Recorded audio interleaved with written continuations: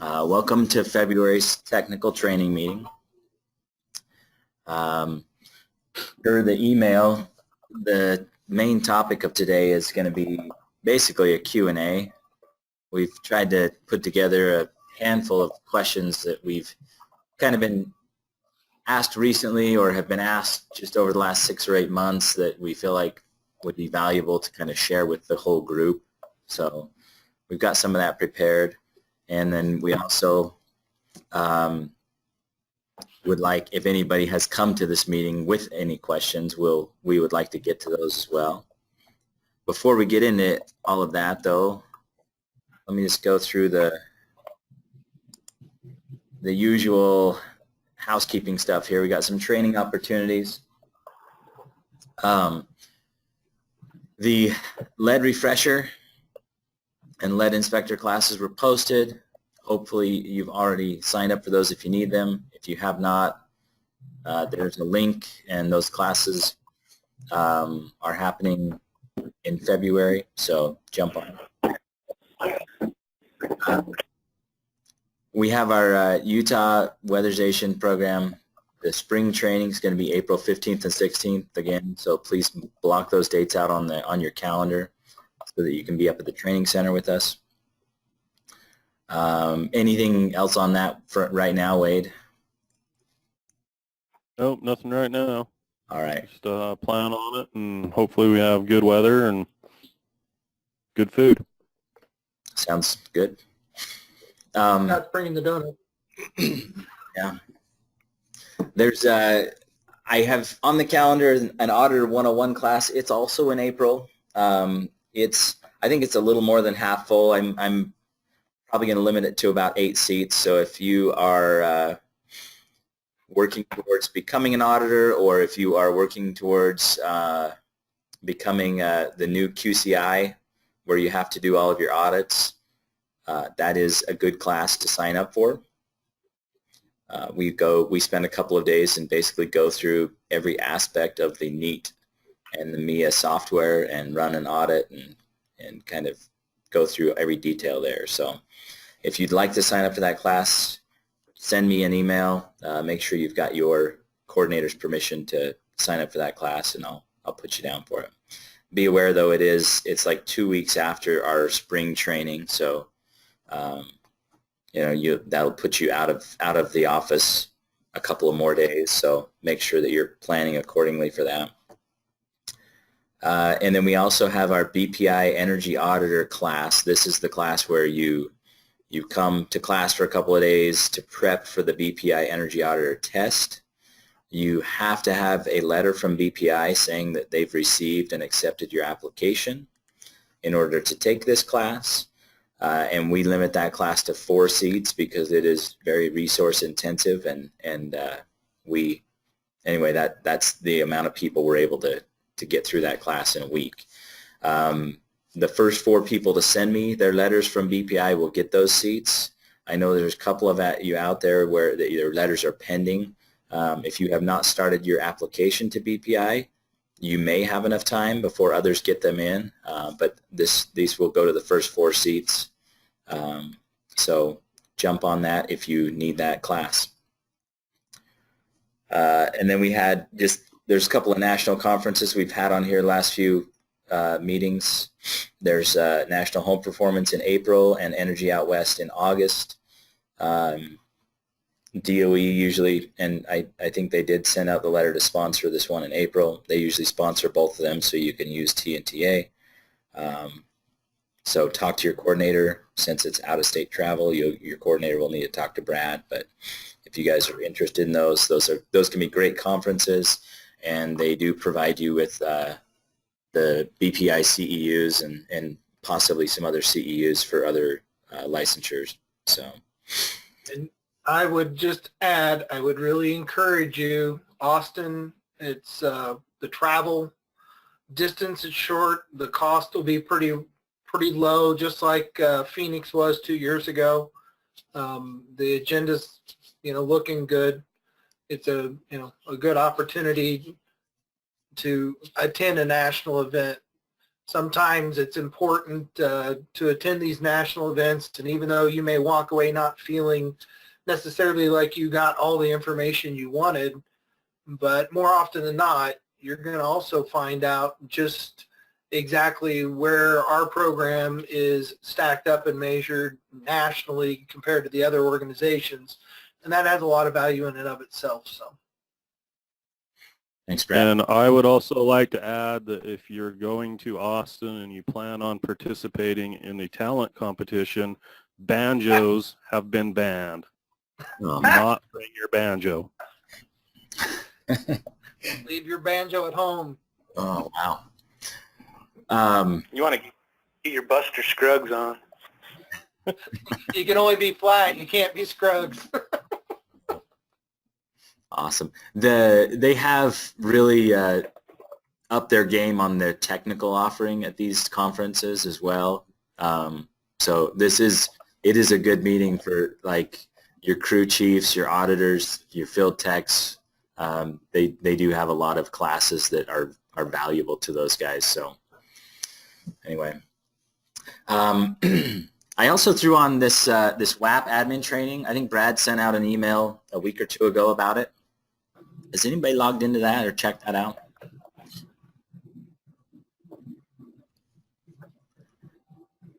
I just want to plug it.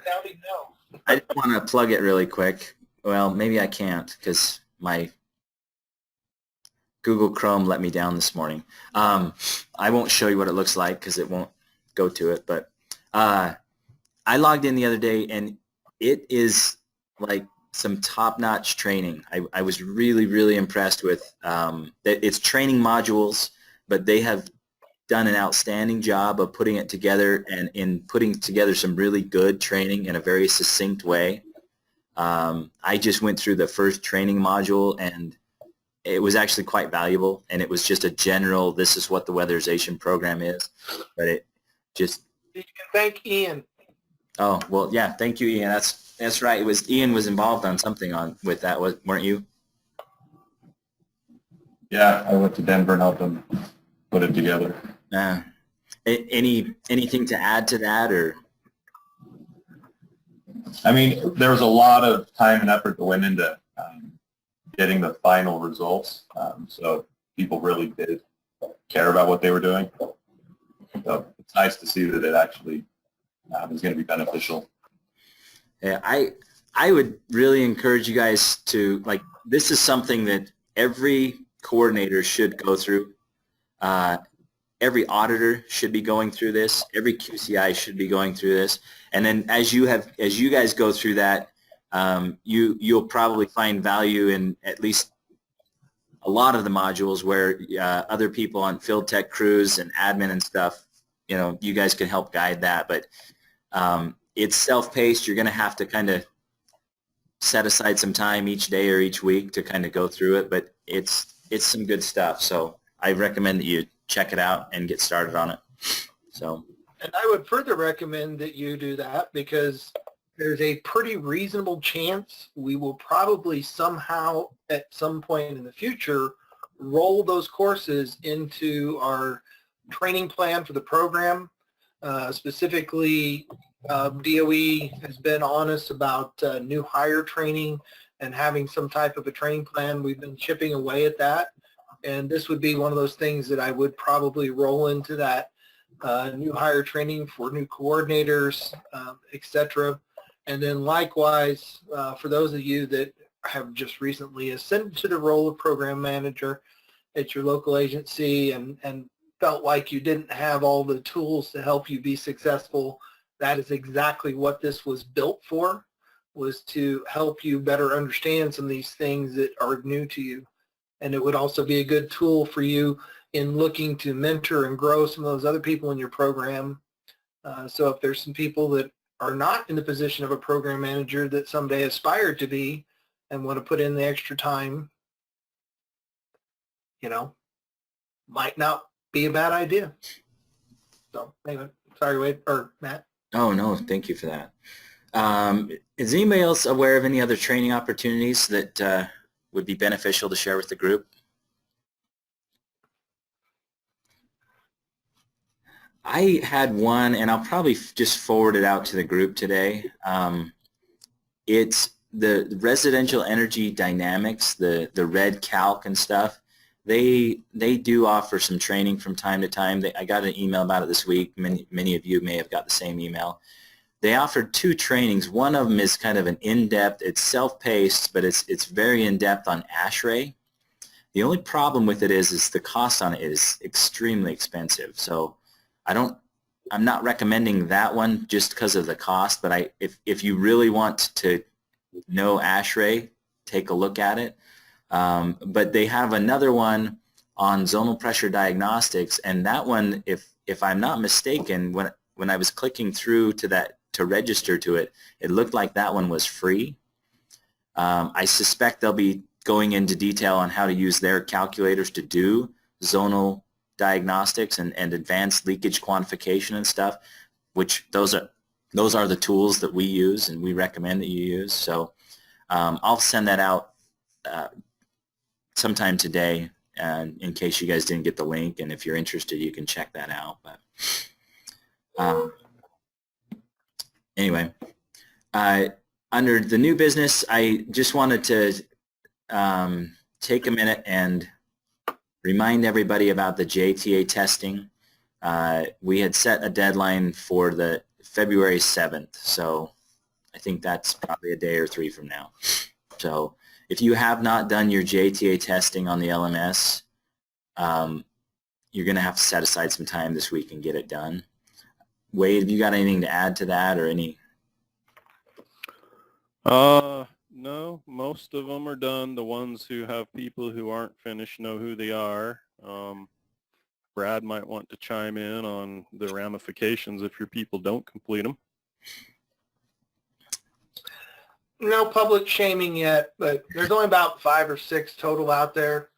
And again, and just if those people are not online, just reiterate to them, this isn't about whether you pass or fail, but it is very important that we get this data. The whole point behind this exercise is getting the information to help us develop training, but I also need some preliminary results to roll into the grant application this year.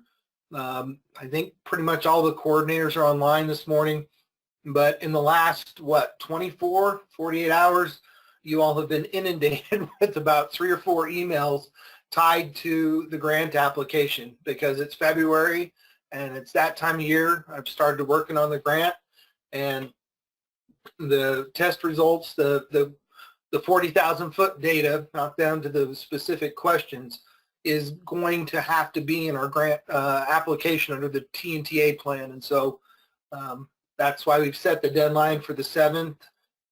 We're very adamant. Well, I am very adamant that we will have all that data. I don't want to have to, chase it. So there's plenty of time. We've been very generous with the amount of time we've given to get this done. So please follow up with the people that Wade lets you know need to get it done. Cool.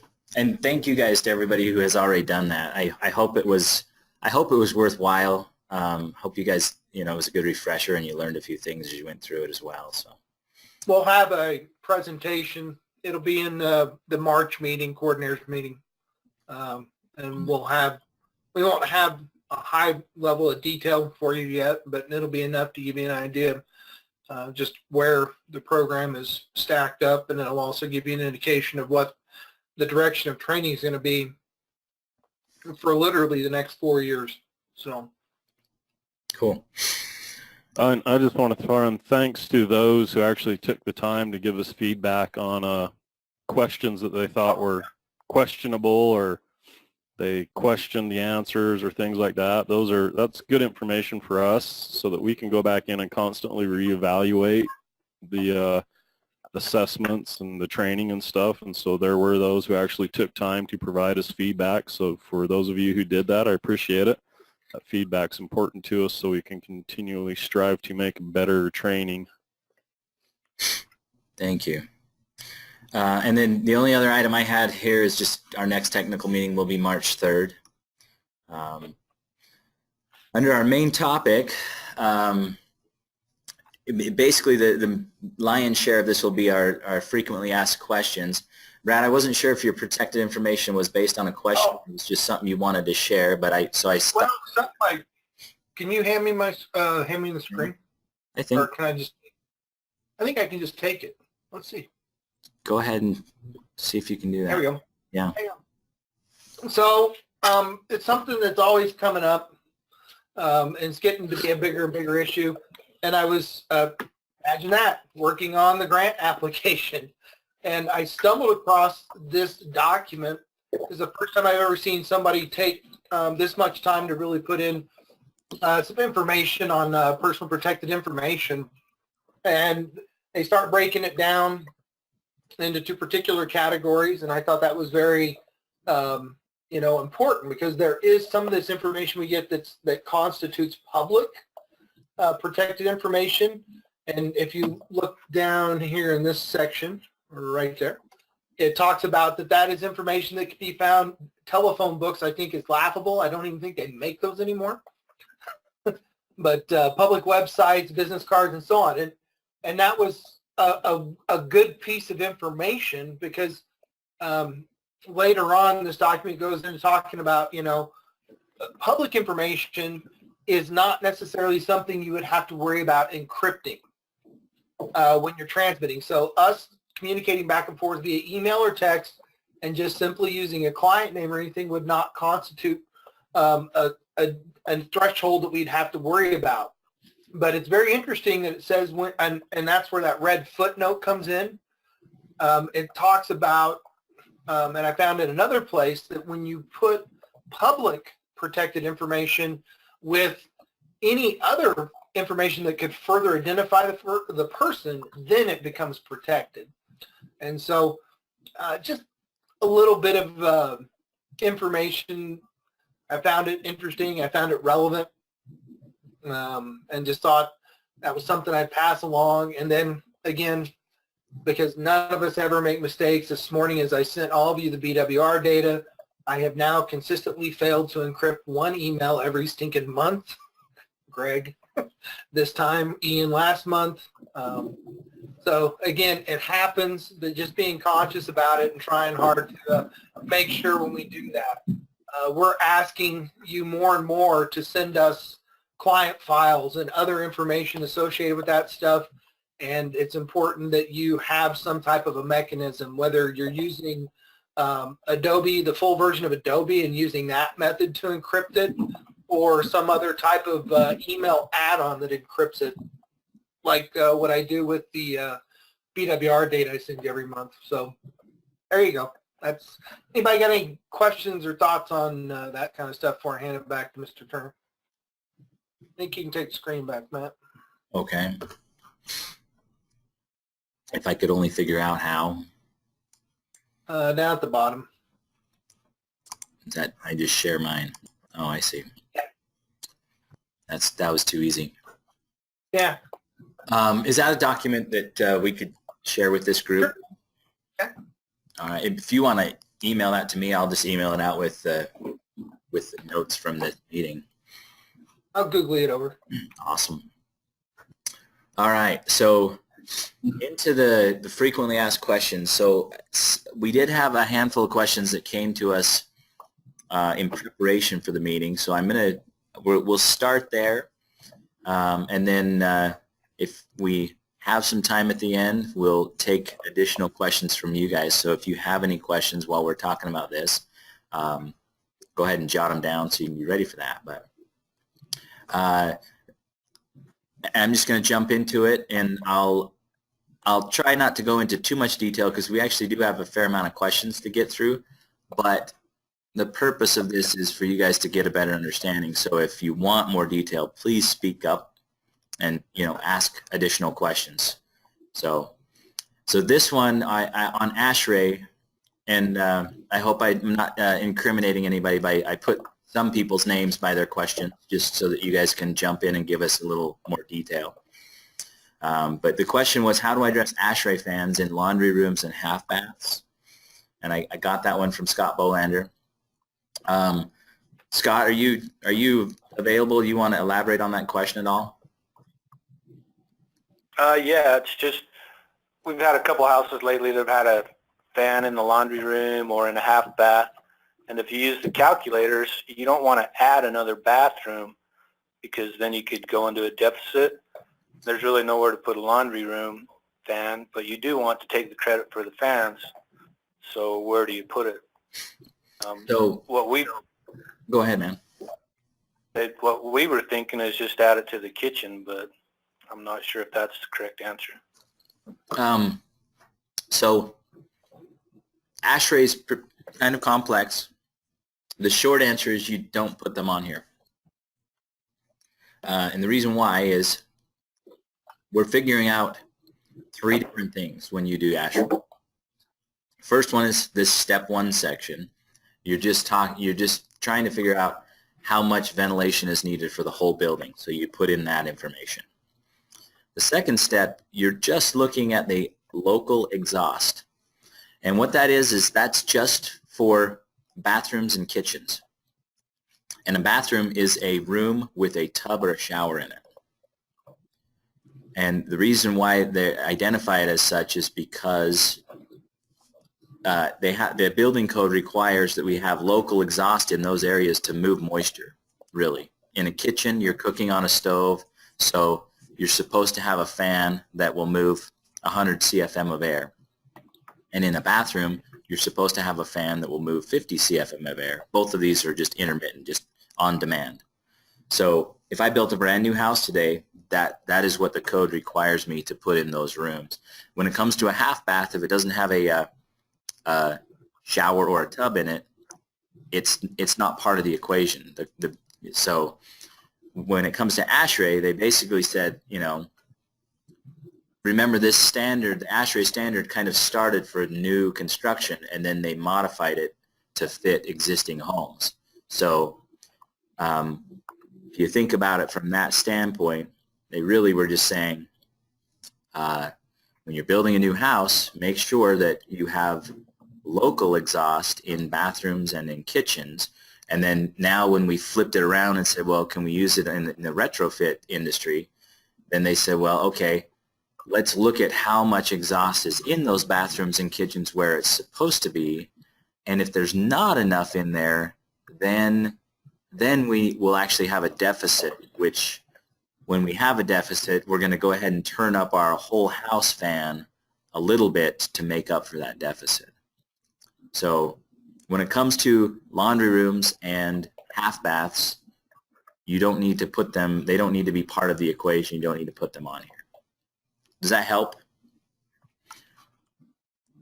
I've considered maybe even adding a note here to help so that, like one of these little things so that it'll be there in the future in case anybody wants that info. But anyway, any additional questions on that or ASHRAE in general while we're here on the screen?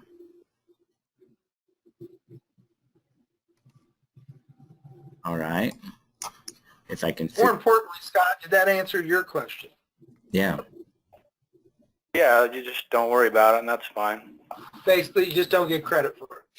Yeah. Yeah. Well, and really, it's if you did figure out a way to put it on there, you'd kind of be shooting yourself in the foot because you really wouldn't get credit for it. If there was a deficit, it would actually tell you to turn your whole house fan up more, which you'd just be wasting more energy. Yeah, that's why you wouldn't want to add another bathroom for sure. Yeah. So, all right. Windows versus furnace. Basically, I got a question from Jesse Chambers that it was the gist of the question was, how does the NEAT audit determine window replacement versus furnace replacement?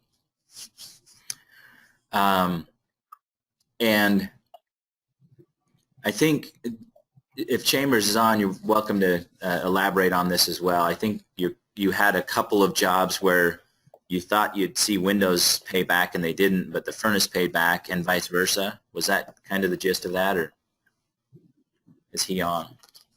Yeah, something like that. I just don't understand when the NEAT decides to upsize a furnace versus replacing windows. I have 3 houses that are very similar in size and general makeup. But the house, one of the houses has a 3600 blower door, and the other ones have a blower door of 1500. And the houses that had a 1500 blower door had 4 windows payback and 9 windows payback. And the house with a 3600 blower door, no windows payback, and it just told me to put a furnace that was gigantic in it. So I'm just wondering how that works. Does anybody feel like they So have... evaluated the windows all the same? What was that, Brad? Sorry, what was that? I'm assuming he evaluated the windows all the same, you know, leaky versus tight, blah, blah, blah, all that garbage? Yes, the house with the 3600 blower door, the windows are terrible, single pane, loose windows. Actually, the house that had 9 windows payback, most of them were medium or tight, but still paid back. But they are, on all 3 homes, they are single pane with either a bad storm or no storm window. And actually, the one, the 3600 blower door has no storm windows. They're all single pane. So I don't have any great answer for this. One thing, though, that I did learn as I was trying to find an answer for this was I went back through some emails that I got from Mark Turnez, who he's on the team that developed the audit. And he had mentioned to me a while ago, when you evaluate a window, there's some energy savings from the window. It also has a direct impact on the amount of money it will put into your air sealing, because the audit automatically, it makes some assumptions about if that window is replaced. It makes some assumptions about the leakage reduction as well. So this doesn't really answer your question, Chambers, but when, like, if you actually, if say you had a kind of a leaky house and you identified a handful of air sealing opportunities, but the audit came up and told you to replace 5 windows and then gives you like $100 in air sealing, it's actually giving you a credit towards the amount of infiltration reduction that you're estimating. And then it's basically saying, well, with these 5 windows, you're going to get 80% of your infiltration target. So now you're only going to get a little bit of money to get the rest of the way there. So in your example, I don't really see a direct correlation. In fact, it almost seems the opposite of that. But has anybody else been able to connect any dots that might be helpful here? Or do you guys feel like me? I sometimes I just have to scratch my head and say, you know, this one must have just had a slightly higher payback than the other. Yeah, we scratch our heads quite frequently sometimes too. Yeah, one of the houses that 4 windows will be replaced on, I got an air sealing budget of $600. Then the one that 9 windows paid back, I got a budget of around $250. And then the one that didn't have any windows paid back, I got like $800. So only $200 more dollars than the one that 4 windows paid back. So yeah, I'm just kind of confused. Interesting. That does kind of line up, though, where, you know, the more windows, the smaller the budget for air sealing. But no real answers on why it's picking it, other than the federal guidelines require that whichever measure has the higher SIR, that measure be selected. And so whenever the audit is having to pick, you know, do we replace the furnace or do we replace the windows, whichever measure ends up with the higher SIR will always win. But we don't get to see the math on that, so it's hard to understand sometimes how close we were or why. But yeah, and I've tried to see with that the house that no windows paid back, the furnace was really old and bad, so we're doing it as a CRM. Yeah. But I also went in and just evaluated none just to see if windows would pay back, and it didn't change anything. Interesting. Yeah. Done all sorts. I've tried to change. It's a brick home. I changed it to a platform frame. I've tried a bunch of things just to see what's going on, but I didn't really get anything. Gotcha. Yeah, so this is a great question. I field questions like this a lot. If you guys ever run across this and it just does not feel right, I'm always around to where we can at least kind of run through. I do a lot of what Chambers said that he has done. We end up kind of just playing a little bit, trying this, trying that, just to understand, really as an exercise to make sure that I didn't mess up somewhere, that I didn't put the wrong number in somewhere, or I didn't leave something out. So if you guys are ever getting weird readings and you're kind of questioning whether or not they're accurate, you're welcome to reach out to me, and we can kind of do a little troubleshooting and see if we can figure anything out. So, all right, let me move on to the next one. This was a good question. It's come up a fair amount, and it came up again recently. So I wanted to share an example with you. The question is, what should the A10 combustion analysis include? So in the audit file, there's 11 or 12 required parts to that file. These things must be in the file. Under the A10, auditors are supposed to do a CO analysis. And this is out of the guidelines. This is what's listed under the A10 CO analysis. So in each audit file, you're supposed to have pre-weatherization combustion tapes for all combustion appliances. So if there's a brand new Category 4, sealed combustion furnace in the house, you're supposed to have a pre-weatherization combustion tape for that appliance.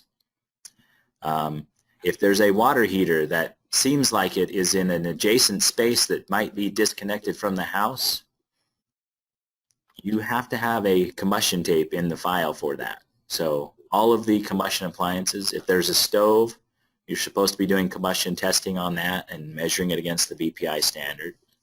So I do see from time to time a few of those tapes missing. If you ever get to a home where there is a combustion appliance but it's not running, or there is no gas so you can't run it, then just making a note that you were unable to run it at the time of the audit, that's sufficient. So the second part of this, and this is the part that seems to be missing the most, is that you're required to have combustion air calculations for all Category 1, 2, and 3 appliances. If they're a sealed combustion unit, then no combustion air is needed. But if they need combustion air to run, you need to be doing the calculations to verify that when you got to the house that it was sufficient. But the other reason is that needs to be part of our strategy going forward as we think about maybe swapping out appliances or tightening up the home or ASHRAE ventilation. All of those things affect whether or not those appliances will still run properly. So, and to show you an example, I think I have an example here. Oh, I have an example. I wanted to delete something here. So I don't ignore this good, better, best thing. Let me just talk about the rest of it. So how do you document your combustion air calculations? Let me see if I can make this a little bigger.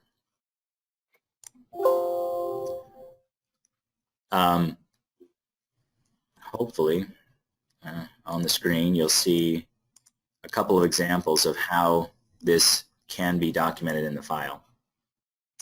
On the left-hand side here, I have seen things similar to this, just on a field collection form where there's some notes about the volume of the home, the volume needed, and whether or not there was adequate combustion air in the CAS, a yes or no. That's a good start. As you dig into it, though, there's still, I wouldn't even quite say this is good. At least it gives me some evidence that the auditor actually did some calculations for the combustion air, but it doesn't really have all of the answers there. So what I would really like to see is something like this in the middle, where you can show all of your work. If you're using the Good Practices app, Dominion Energy or Questar, they have an app. So if you guys are auditors and you're not using that app, download that app. and it has a bunch of calculators on it, and one of them is a combustion air calculator. If you'll use that app, it will quickly help you to calculate combustion air and come up with a solution if there is inadequate combustion air. The only difficult part is that you need to put a copy of that in the file, so you end up taking a screenshot of it and dropping it in the file. But it really needs to be not just a screenshot, but it needs to look something like this. It needs to have the client's name on it. It needs to have the technician's name on it that did the math, and it should probably have a date on it. And also, based on whatever calculations you did and whatever you might be doing on the home, you need to have some sort of a written strategy. So, you know, in this case, I just, as an example, I used the same volume and volume needed as this other example, but here it actually shows that we would be switching from using interior air because there's not enough volume in the home. We'd be switching to an exterior combustion air, and that would require an 8-inch duct, and it would also require that we isolate or, you know, try to isolate the CAS so that we're not sucking that outside air into the rest of the house. So the strategy is you need to isolate CAS from interior and add exterior combustion air per the calc below. And the calc below explains 8 inches. It explains which rule we selected and shows that we're going to use a metal grill and how much the grill size should be. So that's what really needs to be in the file on combustion air calc. Any questions on that? So would you rather us use that than the combustion air calculator that you have on the website? Yeah, I don't love the combustion air calculator that we put on there. We grabbed it because it is a form. If you'll follow that whole form, it works well, but even that form is still missing the strategy. So if you want to use the form that's on the website, make sure that down at the bottom you're actually saying, you know, now that I've done all this math, therefore what? You know, what am I going to do with it? What is the strategy going forward? So you can use that one. That one does show all of your math. If you're using that one, make sure to fill it out completely. That's the one thing I don't like about that one, is that it's so complex that it often we forget to fill it out completely. This one's so simple and straightforward. Well, and it doesn't have an option on it to use. It doesn't have the option on it to use inside air for combustion either, so it's kind of an incomplete form. Yeah. And then the other thing that gets a little complex is if you are using combustion air inside, you have got to calculate your natural ACH. You have to show that the house is not going to be too tight when you're done. I've done a little bit of dabbling, and basically if you get a home down around 654 ACH, it is going to be too tight to use combustion air from inside the house. And I'm working on a tool that we'll probably talk a little bit more about this in the future. Hopefully it'll help you guys to more quickly calculate your natural air changes per hour. But anyway, for right now, make sure that you're doing a good job of actually calculating it and documenting, you know, what your strategy is. So anyway. Just a quick note on that, Turner, in the Dominion Good Practices and even on that app, yeah, it states specifically that any home that has an ACH less than 4 is too tight and requires outside combustion air. So that gives you pretty specific guidance. Yeah, well, so that's an ACH natural of 0.4. Oh, yeah, sorry. Yep. And that's exactly what I was just talking about. And we calculate ACH 50, which is us, you know, figuring out how many air changes per hour there are with our blower door running at 50. But in the app, they're using the number of just natural infiltration, which is just ACH natural or ACH, you know, and then they don't put anything else after it. So yeah, you're exactly right. I missed the point before the 4, so it's 0.4 ACH natural. Yeah, and that is the part where, you know, basically be aware if you guys are getting the homes are getting tight, or you have a good shot of getting it pretty tight, it's very likely you won't be able to take combustion air from inside the home, and you're going to have to change your strategy. So anyway, I think that's something we will work on in the future. So I think this was the last question I had, and I'll try to just go through it really quickly. So question is, when do I have to meter the fridge? The answer is, if the fridge is not in the NEAT database, you must meter it. I wanted to clear this up. I remember in a class about a year ago, we did talk about you can sometimes find fridge energy consumption data on the internet. That is your absolute last result, and if you ever use that as your option, it needs to be clearly documented, and it's not allowed under DOE. So Don't even talk about it. Yeah. Don't use it. We shouldn't. It's not in the database. You meter it. So, and then for under DOE, you have to meter them for at least 3 hours. If you're going to get the Rocky Mountain Power rebate for testing the fridge, you have to meter it for 72 hours. So keep that in mind. I realize it's not simple, but if you can check the NEAT database, that lets you know whether or not you need to test it. And then the other thing with the Rocky Mountain Power rebate, you can get a rebate for the fridge. If you have to replace the fridge, you can get a rebate for it if it's in the NEAT database. But if you didn't meter it, if you just found it in the NEAT database, then you can't claim the testing rebate because we didn't perform the metering test. So watch that very closely. We've been seeing some errors on some of the BWRs that have been coming in lately. So questions on that?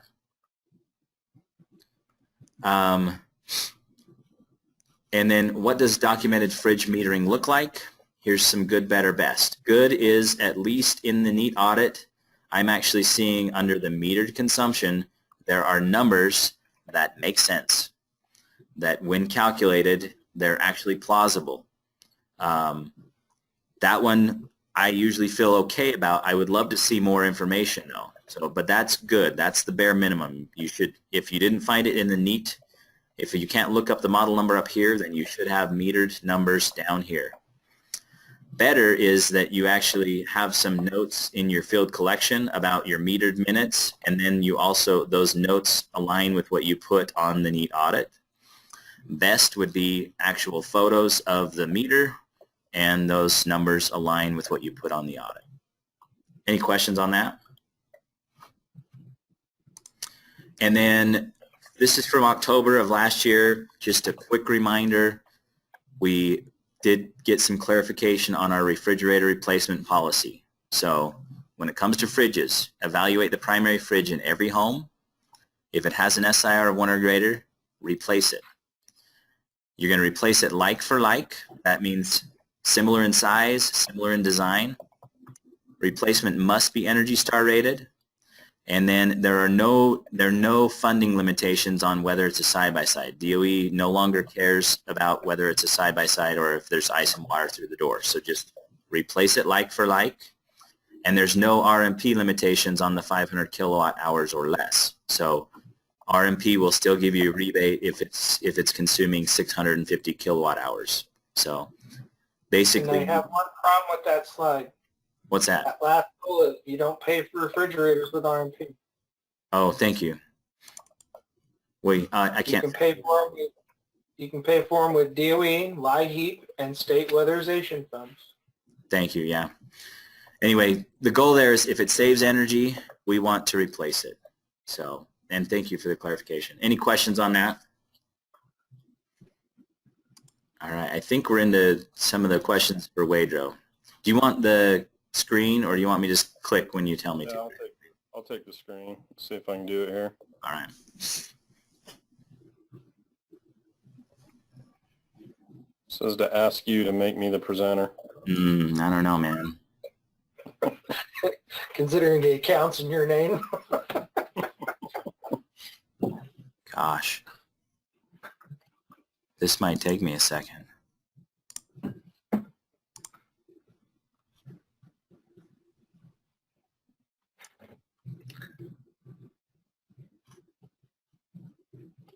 Any guidance from anybody on how to do that? If you go down to the bottom center of your screen, Wade, it should bring up a screen icon. It does, and then it tells me to share your screen, ask the organizer to make you the presenter. Well, that just seems weird. Yeah, I like the new go to meeting. Look at her change. Oh, go over to the person.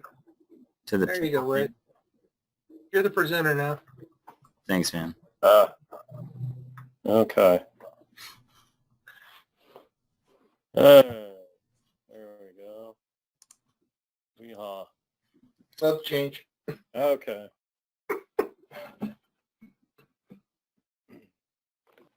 So I've been asked a few questions on a regular basis about heating and stuff like that.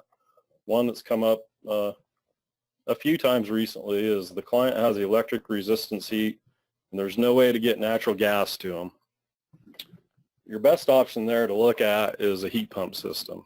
And this is why. I mean, you can do the math behind it. The savings are there.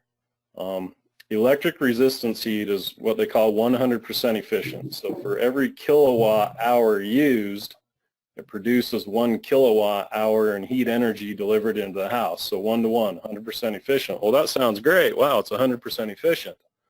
But as we go through this and start doing some math, you'll see why it sucks. So basically the cost for 1 kilowatt hour is 12 cents. So for 12 cents, you get 3,415 BTUs of heat energy. If you look at a heat pump, and this is the key right here, I can't emphasize this enough. I'm going to say this like 100 times. Properly installed and sized, a heat pump can use 1 kilowatt of heat of energy and in return give you 3 to 5 kilowatts in heat energy delivered. They can be 300 to 500% efficient. Okay, they're way more efficient than electric heat, and I even have a thing here to show you. This is right from Department of Energy. Don't show your thing. And they say if electricity is the only choice, heat pumps are preferable in most climates as they easily cut electricity by 50%. And I'll tell you, in most cases, it's more than that, especially with modern, high-efficient modulating and multi-stage heat pumps. They are awesome. Now, there's some caveats where DOE says that they're probably not a good choice. One of them happens to be down at Brandon's house That would in be, Ojeto. that's the southeast corner. Okay, so southwest corner of Utah. And the only reason is because there's so few heating degrees day down there that the heating is not economically significant, the heating cost. So heat pumps are a good choice to consider when looking at this situation. And when we do this math, so here for the 12 cents where we only get 3,000 and some change in heat from electric resistance heat, that same 12 cents, depending on how efficient the heat pump is, we're going to get 10,000 to 17,000 BTUs. And this is known as the coefficient of performance. Okay, and the manufacturers rate all this stuff you can get right from the manufacturer. They're rated anywhere from 3 to 5. And so the math on that is the BTUs delivered divided by the BTUs used. And remember, BTUs in kilowatts, that's all we're doing there is that simple math. So if we do that math, we get a coefficient of performance of 3. So you're looking for this to be higher. The higher that is, the more money we're going to save the client. Okay? Any questions on that so far? Remember, this is the key. We'll talk about that a little more. The other thing you want to look at is what they call the Heating Seasonal Performance Factor, or HSPF. Again, this is marked on every heat pump that's sold. It's on a sticker on the side. It's required by federal law. So in this example, what they're saying is if a heat pump delivers 50 million BTUs over the course of a heating season, and what I did to get this number was I took a 2-ton heat pump running 12 hours a day for 6 months. And that's what you'll come up with. And that's pretty average. And it's going to use roughly 1,700 kilowatt hours to do that. Okay. And the math to get the HSPF is simply the amount of BTUs delivered over the course of the heating season divided by the amount used. Okay. And you're going to come up with 8.6. The lowest you'll find out there is 7. And now they're as high as 12. Okay? So look for high heating seasonal performance factors, and it'll save a lot more money. So now that we kind of understand those concepts, we can look at some math behind it. So I take that same heat pump that's delivering 50 million BTUs over the course of 6-month heating season. It's going to use 1,700 kilowatt hours of energy to do it. I take the cost, and it's going to cost me approximately $200 to run that heat pump for the season. To get the same results from resistance heat, to get the same 50 million BTUs, it's going to use 14,000 and some change in kilowatt hours. We're looking at almost just over $1,700 for the season. So the significance in savings is gigantic, but the key is this. They've got to be properly sized, installed, and set up. If the charge is off by 6 ounces, the efficiency can almost drop by half. It's big time. There's other things you need to consider. I don't want this to turn into an entire heat pump class, but these are the key takeaways. If you're going to do it, you've got to make sure they're properly sized, installed, and set up. And the other thing is this. If you're dabbling in heat pumps and you don't know what this chart means, you shouldn't be putting in heat pumps. Basically, this is what we call the balance point. This is how we determine if a heat pump is going to keep up or not. So I'll try to make it real simple. This red line represents heat loss in a house where the indoor temperature is set at 70 degrees. And remember our basic laws of thermodynamics. The greater the delta T, the higher and faster the heat loss. So this is outside temperature at 70 degrees. Inside, 65 outside, the house is losing just a couple of thousand of BTUs an hour, okay? And as that temperature difference grows, when we get down to minus 10, the house is now losing 38,000 BTUs an hour. I threw the green line in here just to kind of give you a reference. A furnace, a 40,000 BTU furnace, single stage, operating at 95% efficiency, is always going to put out 38,000 BTUs no matter what the outside temperature is. So it's a nice stagnant straight line. We can see it will always heat the house until we get below minus 10 outdoor temperature, and then the furnace is going to drop off. Well, here's a 1.5 ton heat pump. This is a 13 SEER heat pump. We can see because the heat pump sits outside, it is actually affected by outdoor temperature. As the outdoor temperature drops, the ability for the heat pump to produce heat also drops off. We can see from 65 degrees to about 45 degrees outdoor temperature, the heat pump is maintaining about 38,000 or 18,000 BTUs, of heat energy delivering into the house. So that's enough to heat the house because the blue line's above the red line. But notice what happens here. At 35 degree outdoor temperature, the heat pump, that's where it ends. It can't produce any more heat to keep the house warm. And as the temperature drops outside, the heat pump capacity drops off. This is what we call the balance point, okay? It's actually even more efficient to run this heat pump than it is to run natural gas, okay? But you've got to understand this concept because the heat pump sits outside. There is a point where the heat pump can't keep up anymore. And so we've got to take that into account because if we come down here when it's 10 degrees outside, this particular heat pump in this scenario can only produce 10,000 BTUs of heat every hour, but the house is losing 30,000. We have a 20,000 BTU deficit. The house is going to get cold. It's not going to stay warm. It's at this point where supplemental heat needs to be added. That could be electric strip heaters. Now people say, well, God, we're putting in a heat pump to get rid of resistance heat, but we're going to add electric strip heat to supplement it.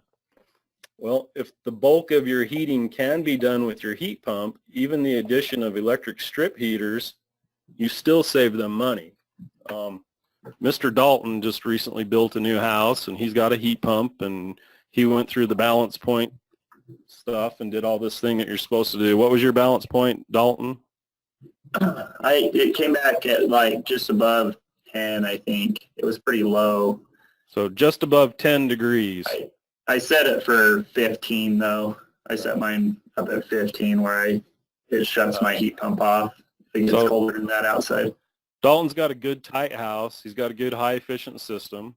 So basically what it told him is that his heat pump is going to heat his house and will be more efficient to heat his house until the outdoor temperature gets below 10 degrees. And then at 10 degrees, his modulating gas furnace kicks in and takes over because now it will heat the house and is actually more efficient than the heat pump. So when you're dealing with heat pumps or your contractors that are doing them for you, you need to be asking them this question. Show me your sizing, show me your balance point, show me how you're going to supplement when the heat pump can't keep up. If you're not doing that, you're asking for trouble. You're asking for callbacks. My house is cold. It's blowing cold air, blah, blah, blah, etc. Okay? Any questions about that? Okay, so just remember. One thing, some food for thought on client selection. Are there things about having a heat pump in a house that we might want to consider this not being a right fit for specific clients that we have? Yeah, I'm going to talk about that next, actually. Well, then never mind. Be that way. Because there are caveats. Heat pumps are great. I love them. They're wonderful. But there are caveats. The first one is properly sized and installed and understanding this concept. If you or your contractors don't do this, don't get it, you have no business putting in heat pumps. You're just asking yourself for trouble, okay? So it kind of blends in with this. When should we consider installing a ductless mini split? Okay, ductless mini splits are heat pumps anymore. There used to be, there still might be in some other brands, cooling only mini splits, but like Mitsubishi, every one of their mini splits is a heat pump, so it does heating and cooling.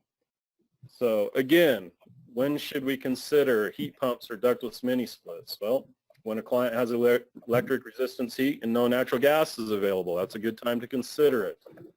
Client is on propane and no natural gas is available. I can tell you right now, heat pumps are more efficient than burning propane. You can do the math on it all day long. It'll come out that the heat pump is more efficient. Client is on oil and no natural gas is available. Okay, again, a heat pump or a ductless mini split is a good option. For Scott and the boys, client has a rooftop package HVAC system. Okay, you can't get those 8 package rooftop units in anything more than 80% efficient. And mini splits anymore, you can get those things up to like 25 SEER and heating seasonal performance factors of 12 and above. So good option to consider. Now you got to think about house layout and stuff like that. You know, if you got a small house where you only need 1 or 2 heads, great. Sometimes you got a bigger house. You might need to put 7 heads in that thing. You're starting to get into extreme costs there. Okay. No ductwork in the house or can't install ductwork. Again, these mini splits are great options, and with the efficiencies they have nowadays and the fact that there's no ductwork on them, you don't have the duct losses. That's one of the big calculations when figuring heat loads and equipment sizing on house is how much do you lose through your ductwork because of static pressure and ductwork that's not insulated or leaky or those types of things. With mini splits, you don't need to worry about it. There's always the caveats. You know, Brad mentioned clients. I have learned over the years that old people are not good clients for heat pumps. Heat pumps and mini splits produce what is called soft heat. So the heat coming out of them will never be above 100 degrees, typically. And usually it's around 80 to 90 degrees. Well, if you are gauging the performance of your system by holding your hand over the air coming out of the vent or register, and the air coming out is 80 degrees, guess what? That doesn't feel hot. In fact, to some people it feels cool or lukewarm. So you get a phone call, my system is blowing cold air, when the reality is it's putting out 80 degree air and eventually the room will be 80 degrees. Routine maintenance is absolutely required. These are complex machines, especially ductless mini splits. They have filters in the heads that need to be cleaned on a regular basis. We have a hard enough time getting our clients to change their filters. So if you got a client who you just know is not going to do routine maintenance or take care of it, they're not a good option for this type of equipment.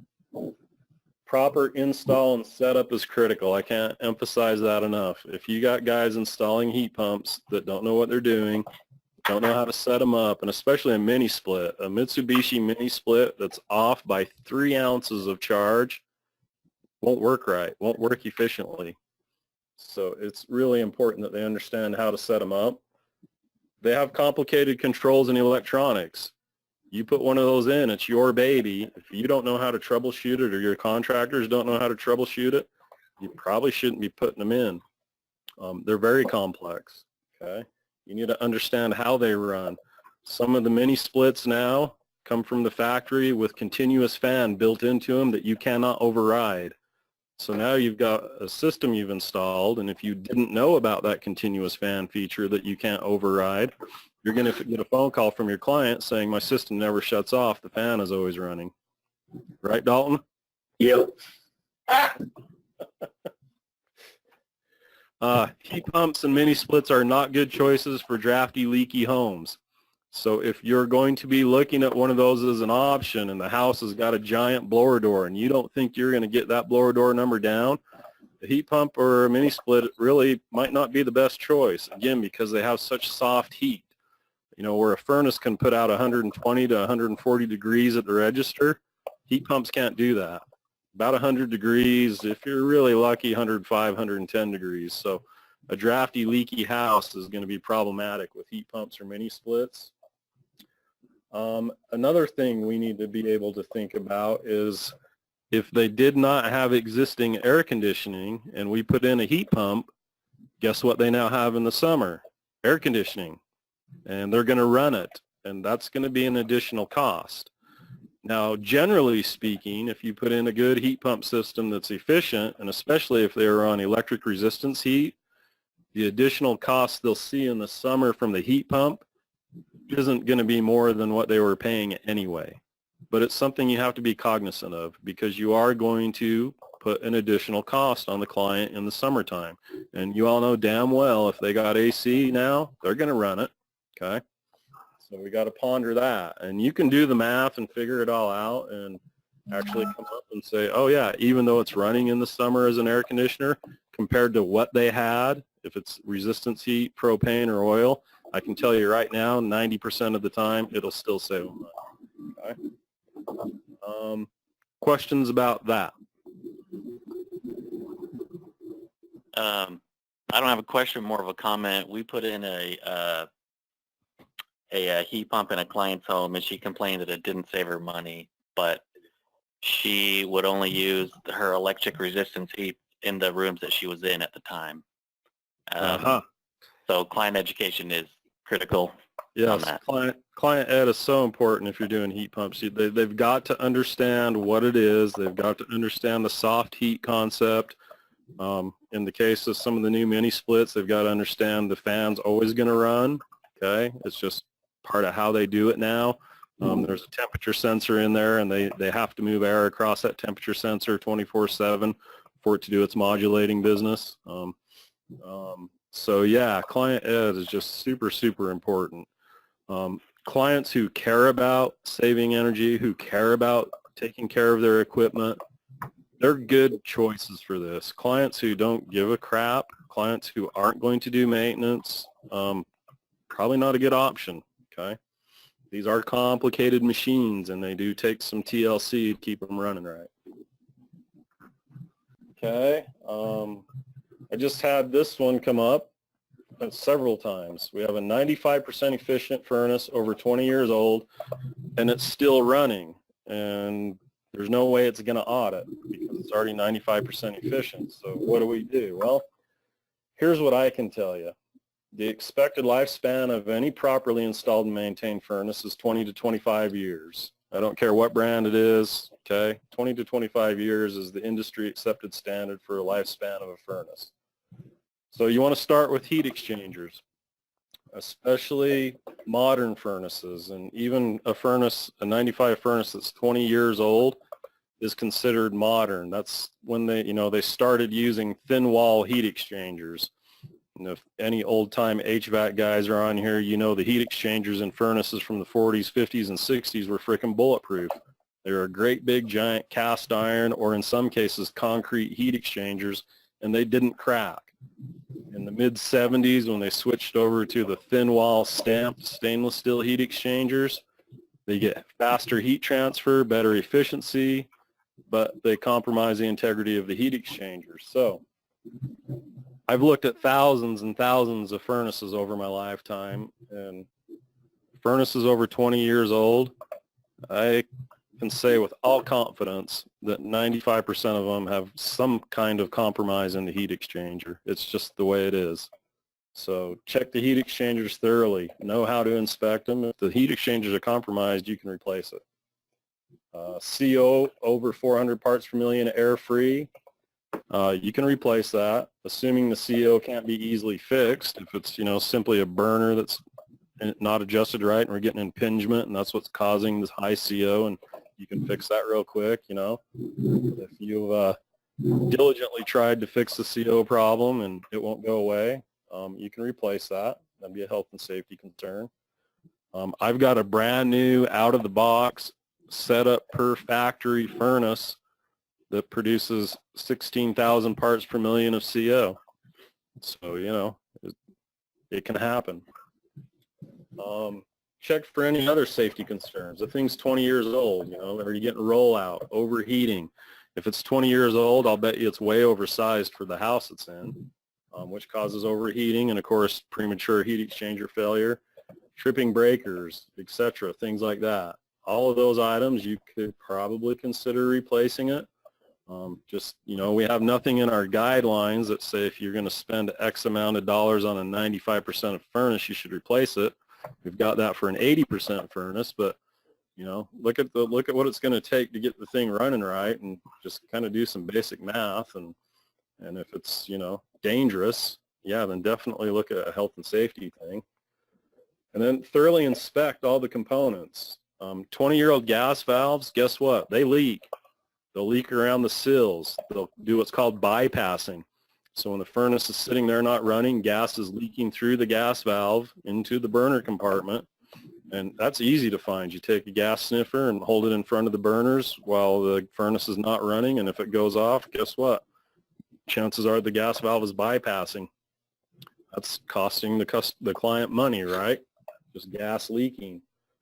Motors wear out. 20-year-old motors, especially if they haven't been maintained and cleaned, they wear out electrically and mechanically. Capacitors go bad. That's an easy test. If they're not within 10% of their rating, they need to be replaced. Pressure tubing rots and cracks. I've seen it 100 times. Okay, and then you get a pressure switch failure because the pressure switch tubing has got a crack in it or something, so it's not reading the right pressure. Wiring gets brittle and loose. I guarantee you, if you have a 20-year-old 90% efficient furnace, heat exchanger, the secondary heat exchanger is going to be very dirty or clogged unless that person has had the secondary heat exchanger cleaned on a regular basis. And we all know how often that happens. Okay. Condensate drains get plugged or they're leaking.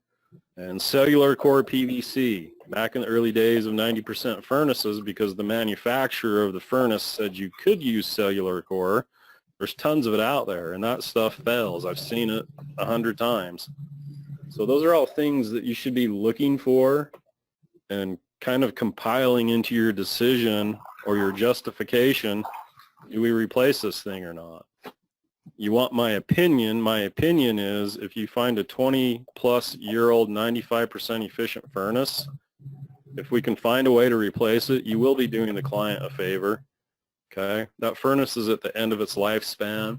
It's going to have problems. We can get them something new, modern, that's going to last them at least another 20 to 25 years. So all things to consider when you're looking at that. Learn how to inspect heat exchangers. I guarantee you, furnaces that old with thin wall heat exchangers, you'll find problems, and it's not that hard. All right, questions about that? Okay. We're going to hold here, Wade, because we're over. Okay. Real quick, before we lose the group, I would like you all to speak up. Would you like us to continue with this next month? We have, I don't know, maybe done a quarter of the questions, right, Turner? we've covered most of what we have today, but if we do have, there are a few other questions, and if you guys want to send us more questions, basically what Brad's wondering is, would you guys like to do another one of these next month? Was this valuable? Yes, I have Yes. lots of questions all the time. This would be great. We vote yes. All right. Well, yeah, Anyone I'll, else? It's two agencies, or one agency and a person. I'll say yes. Yeah, we think it's good. We have some more questions.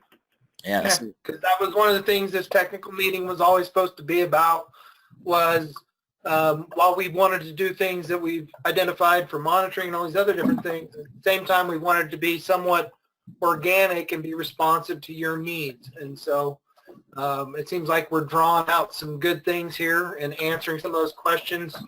So yeah, let's plan on that, Mr. Turner.